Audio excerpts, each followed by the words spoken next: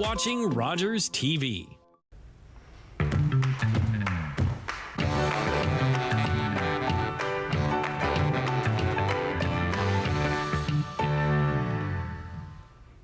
Welcome to this edition of Dufferin Life. I'm your host, Teena Avery. Thank you so much for joining us. Do you know what's coming in a week? It's going to be here. Depending on which day you watch the show, it's going to get closer and closer and closer. One of my favorite gentlemen is here to talk about the Blues and Jazz Festival, Larry Kurtz. And we also have Gary Skin. Thank you so much for joining us. Happy to be here, as always, Teena. Nice I know, to be back. You're like a regular on the show, which I absolutely love because the event is phenomenal. Thank you. It grows, it changes, it does different things every year, and it never disappoints. So that's true, and it's a big year this year. It is a big, congratulations, you're celebrating 20 years. 20 years this year, yes. It's going to be quite spectacular. We've got a lot planned. I can't wait. I can't wait for it. And it's just mere days away, which I think is amazing. So let's talk a little bit about, we're just going to pretend like you all don't know about what's going on here, but we know that you do. So let's talk about what's going to be happening over the 3 days, or just what the general atmosphere. You're the founder of the Blues and Jazz Festival. So yes. Let's talk a little bit about all my that. fault. And then we'll bug Gary for some information in just a little bit. Sure. Sounds good. Well, on the Friday night, we go for 3 days. So we start May 31st, this Friday, and we begin with our car show on Broadway, the Blues Cruise, and that's 250 to 300 classic cars up and down Broadway with bands on the street. We also have our Broadway stage. So there'll be a stage set up near Wellington Street on Broadway. Okay. And we have some great acts, Glenn Murray and Mojo Train, Garnetta Cromwell and the Groove Masters. Amazing. And Danny Marks, who is a crowd favorite. So that's Friday on the street. Then we have new this year, special for the 20th anniversary, we're having a jazz concert inside the Opera House. Amazing. And it's featuring one of our greatest jazz artists in Canada, Lila Bialy, who we love Lila, and she has a great following. She's the host of a national radio show on jazz on CBC and has toured with Sting and lots of people. So anyways, fantastic concert in the Opera House Friday night. New this year also, we're starting our main stage, which is in Alexander Park, behind the town hall, our main stage. We're starting it a little earlier. There's 3 acts this year on the Friday night. Okay. Headlined by Downchild Blues Band, which we're super excited about. That's awesome. Also on the same night, on the same bill, on the main stage, Jack DeKaiser, who is one of our greatest bluesmen in Canada. And Jack was the headliner for the very first festival. Wow, that's in amazing. 2003, and he won the Juno that year. He's won another one since, so he'll be on the bill as well. So we have a ton of stuff happening on the Friday night. It's a lot of fun, and I always let Larry know that I'm going to test him to make sure he knows who's where at what time and what's happening. I do. So it's all up here. So Gary, tell me a little bit about what you do for the festival. I'm the operations guy, so I get the road closures, I meet with police and security, I get fences up, and I make things safe, and then I organize vendors, and I get all the behind the scenes stuff. Larry gets the glory of booking the bands, and I get all the back scene stuff. So but here's the thing, these events can't be run the way that they are without all of that back stuff that people don't realize that you're doing. Because I'm an event planner, so it's always the back end stuff that you don't see that happens that makes it run smoothly. You guys just come out, you walk around, you have a good time, you see all the vendors, you do all the things you need to do. But in the background, there are hundreds of volunteers and people like Gary that are making this run without Gary, you can't buy a beer. He gets the license. Gary is very important for those that drink beer. He is. Yes, of course. So when we move into Saturday, it's a really big day. Starts in the morning. You can let them know what's happening Saturday morning. We have the farmers market that starts. It's up this year. It's up by First Street. Kind of in front of Mochaberry in that area. Okay. Then at 11 o'clock we have called the Market on Mill, and the Broadway Ramble starts. So there's stores coming out onto the street, and the Mill Street's got tons of vendors going down there. There's a lot happening. There's entertainers happening on the street. We have artists and there's a bubble queen. There's Really? Yeah. I'm intrigued. Yes, yeah. Bubbles are, who doesn't love bubbles, right? So, no, there's lots happening on the Saturday. The Broadway Rambles. That's and then obviously there's music up and down the street. Yeah, there's something for everyone on the Saturday. Like there's something for everyone. Yeah. On Broadway on Saturday, we continue with our Broadway stage. At 12:30, we are doing our New Orleans-style jazz march I love parade. that. Yes. So this year, I'm pretty excited. We have a band from Memphis, Tennessee, going to do it for us. The Ghost Town Blues Band, Wow. who are a worldwide touring band. They'll also be playing on the main stage later at night, but you get a sneak peek at them leading the parade at 12:30, and then followed the rest of the day by lots of great local acts, Campfire Poets, the Stew, our local jazz groups, the Jazz Society, all happening on that stage. Then in the Opera House, we also have great entertainment. Stan Chang, Charlie Cooley started off. We have more jazz in the we have Heather Bambrick coming, who is a well-known Canadian jazz performer.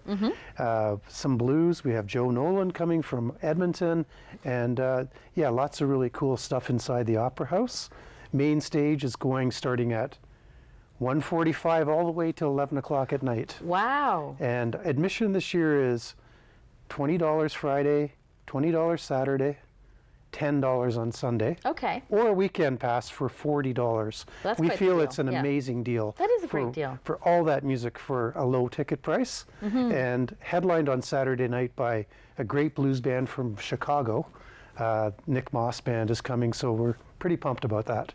Well, I mean, I'm always amazed, and I mean, I know you get, I can't imagine hundreds, thousands of applications to come to it, but I mean, I'm still amazed by how you are able to just dwindle it down to the amount that's coming here, because I mean, you must get some It is hard. It's yeah. really hard to do, because I feel like I could do 2 or 3 lineups every year that would all be good. There's so much talent out there. We try to really mainly focus on Canadian artists, but we bring in some international stuff as well, and try to support, I think we have well over 150 local musicians performing in the festival this year, so we're very happy about that.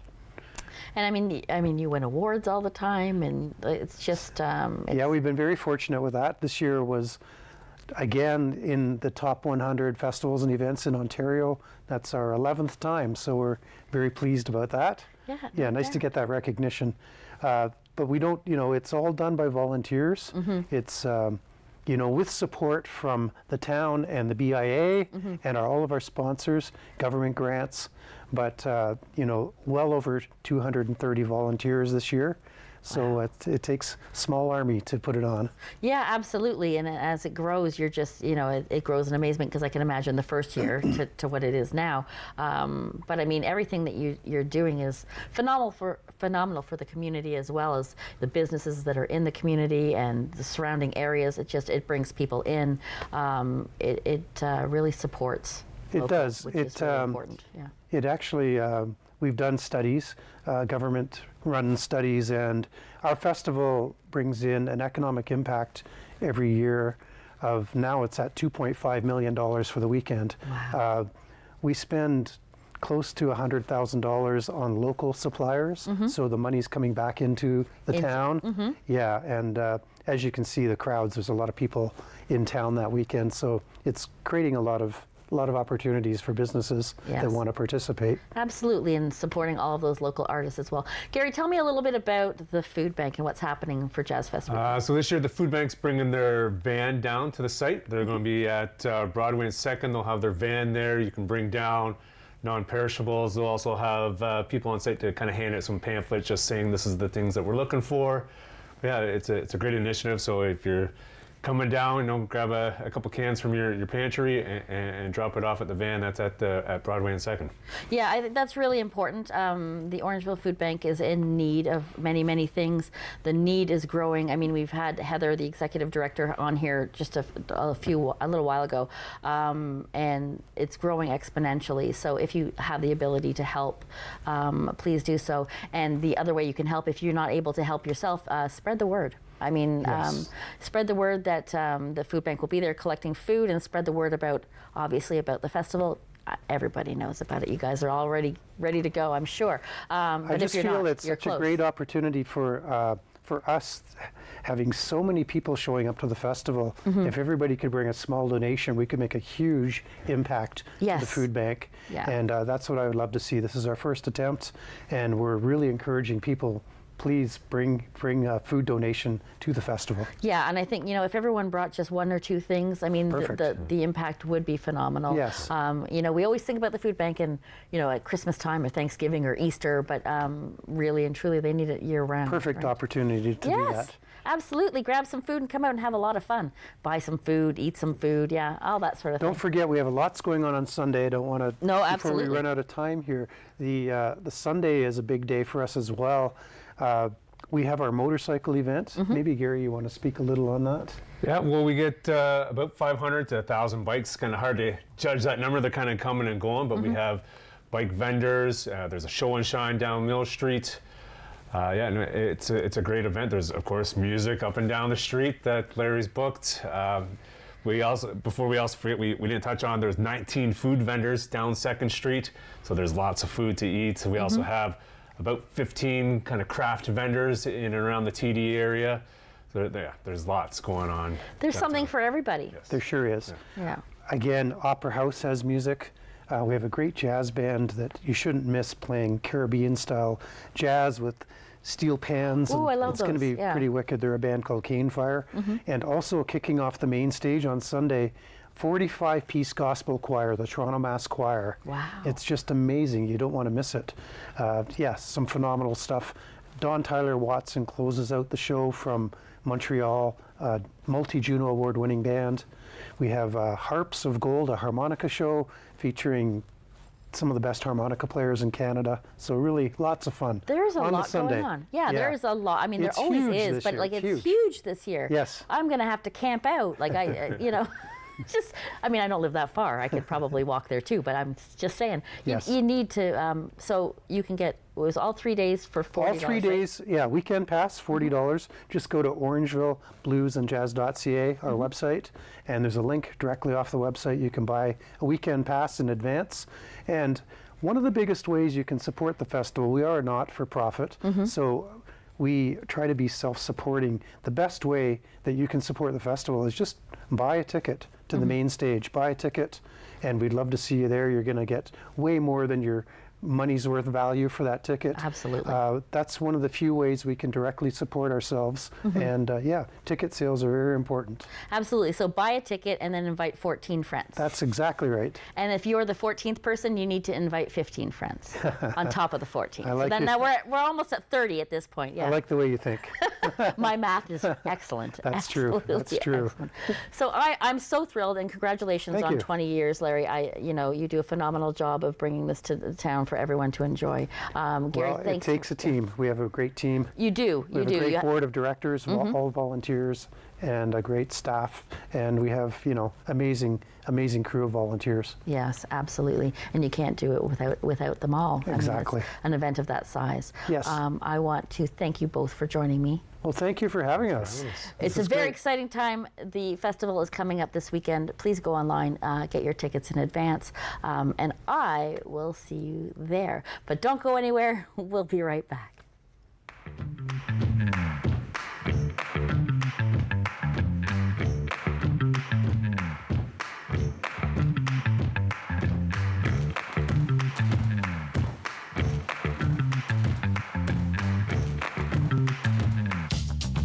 This program is brought to you by Ignite TV. Now you're in command. Visit Rogers.com for more details.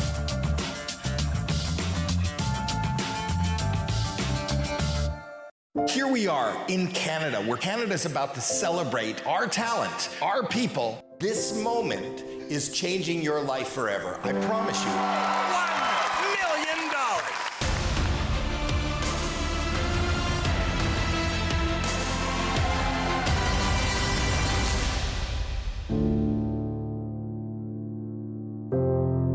This is the gateway to your dreams coming true. You're watching an interesting local show on Rogers TV and you want to know more, that's when you head to rogerstv.com. Our website provides more information about our programs, our hosts, our schedule, and about how you too can get involved with Rogers TV. Visit us online at rogerstv.com.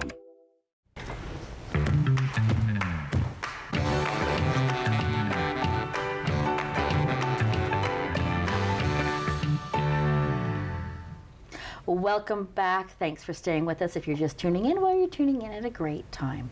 I have someone on my couch that hasn't been on my couch for quite some time, and I'm excited to have Kimberly Van Ryn. She is the Executive Director of Branching Out Support Services. That was a long sentence all in one, but thank you so much for joining me. Thanks for having me back, and it has been a while. I think we just decided maybe it's about a year and a half since we've last checked in about this stuff, so glad to be here. Yeah, and we need to check in because one of the things that I love to do is create awareness, and what you do is so incredibly important. So let's talk about Branching Out Support Services, also known as B.O.S.S, just so you know. Let's talk about where it came from and what it's all about. Yeah, so Branching Out Support Services started in 2019 in December, so we are going to be coming up on our 5-year anniversary this year. Congratulations. I know, and that feels like such a beautiful milestone to everyone who's been part of building what we like to affectionately refer to as like the movement that is Branching Out. And what we're doing over there at Branching Out, we have a physical location on 5 First Street in Orangeville, and that is the home of our adult day service. So we service adults who have neurodiversities and developmental disabilities. We also do quite a lot of community work with adults who have brain differences in the community, supporting them around employment, volunteerism, just getting involved in the community. We also have quite a large education and advocacy department where we're training and teaching other people about people with brain differences and how community can be more inclusive. And we have some new services that just popped up in the last few months. So lots going on at Branching Out still. And our service area remains Dufferin County in general. And we're still serving 50 or more families that have someone with a brain difference in their family circle. And I think that's an amazing way that it's described as a brain difference, because a lot of people don't understand what neurodiversity, I always seem to have and what it's all about. And I think I know what you do is incredibly important to the community. So let's talk about some of the newer services that you have that I might not even be aware of. Yeah, so over the last, in 2020, what year are we, 2024? In 2023, my 5 years are getting mixed up on me.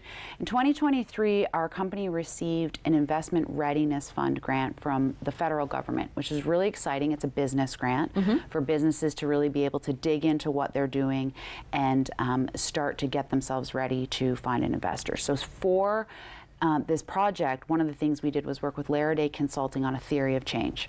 And that means as a business, we looked into what our goal is, what we want to change in the community, and also what gaps exist in the community that we might be able to fill and change the community structure for the better because of that. And one of the things that we identified during that process on our team and with our stakeholders, so people who are invested already in B.O.S., was that mental health services, specifically for people with brain differences, are not something we really have in the community. We have lots of amazing mental health services in Dufferin County, absolutely.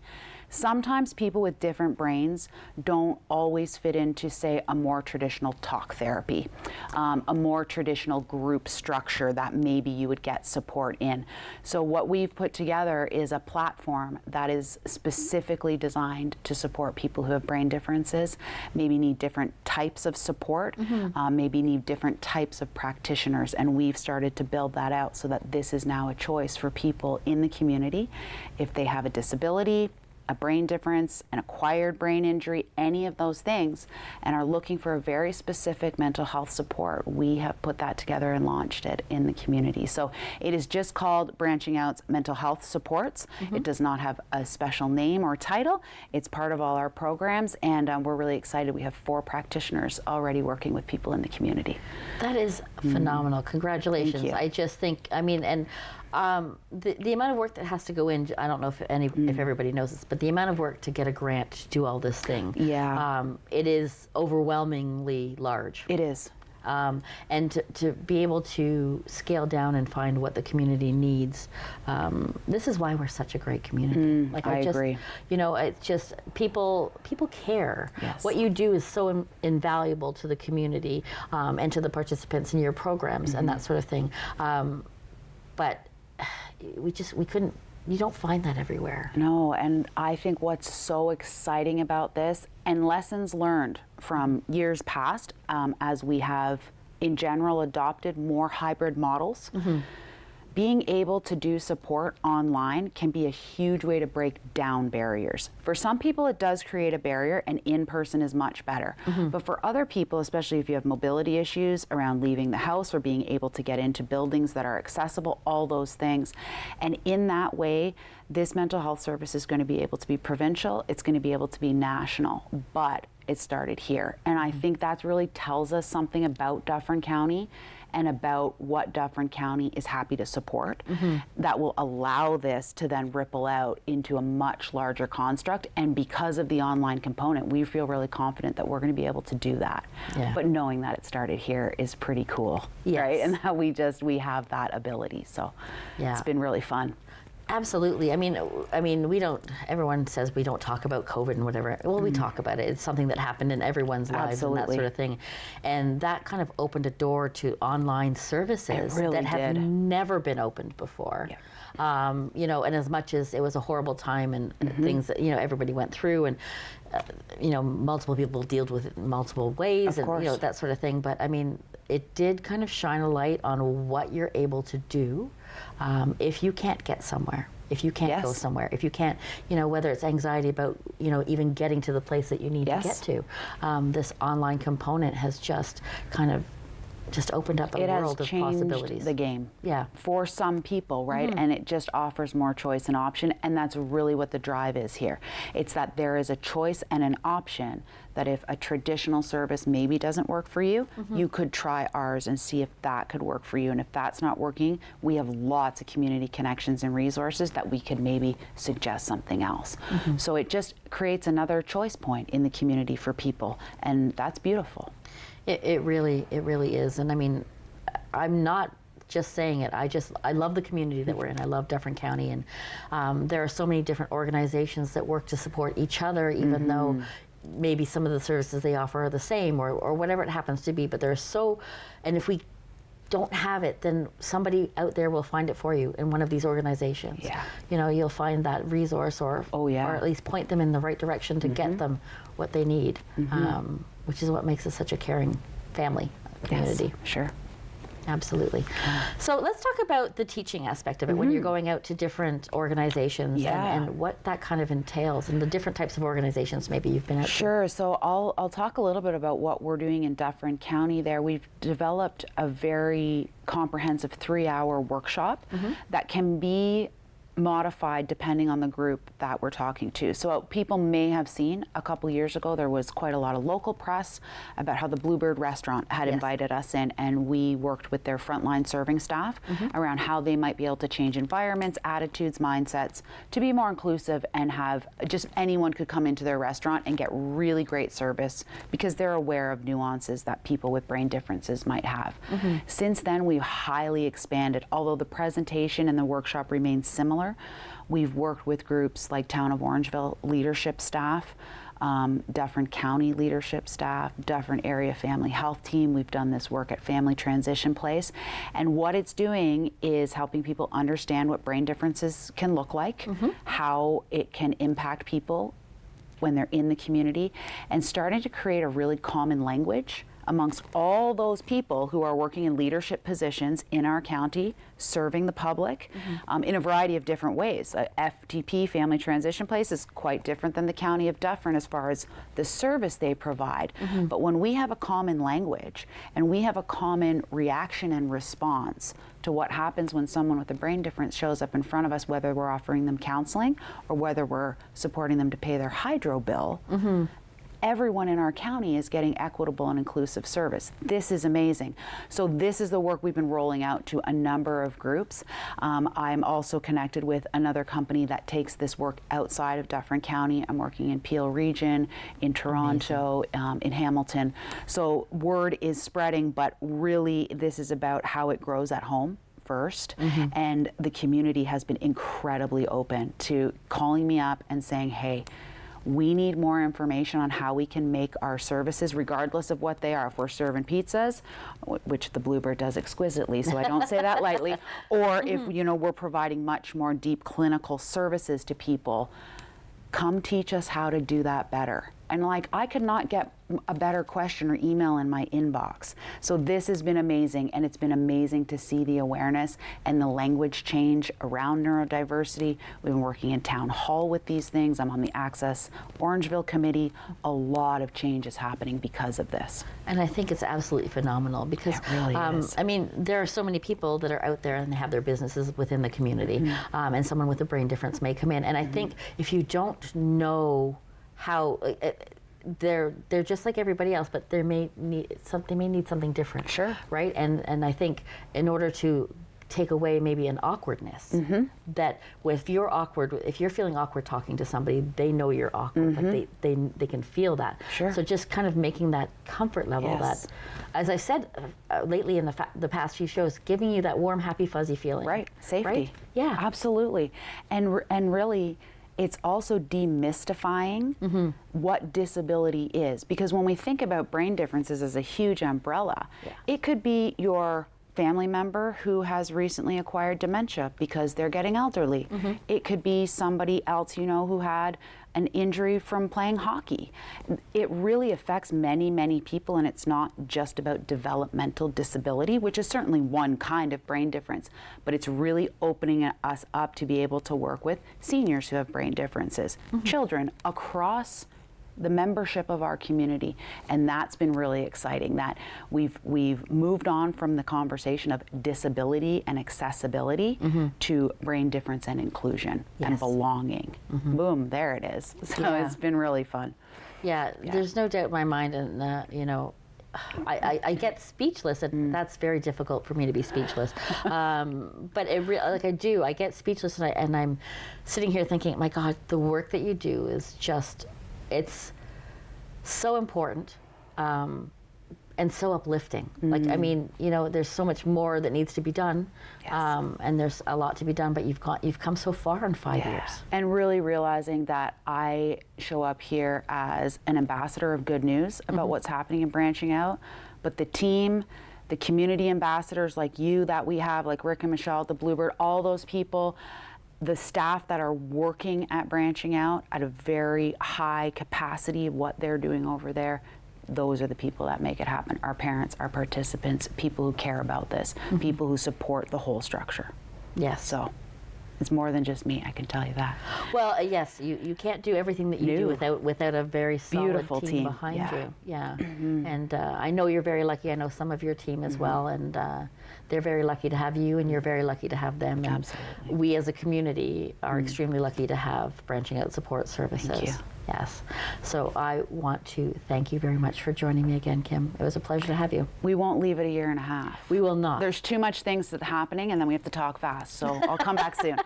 Absolutely. We could have done like the whole show. We could have, but yes, please come back soon. And thank you for watching, and make sure you come back soon. Until next time, bye-bye for now.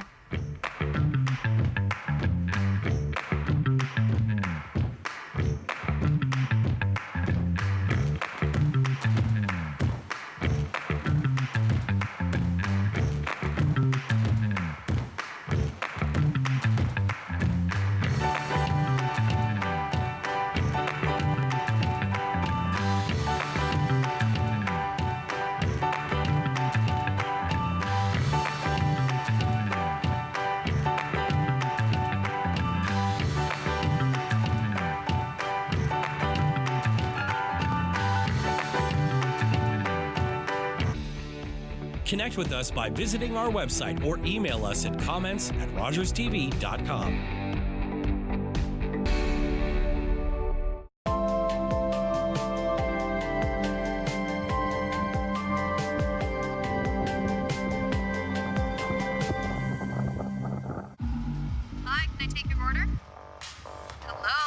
Oh, hey.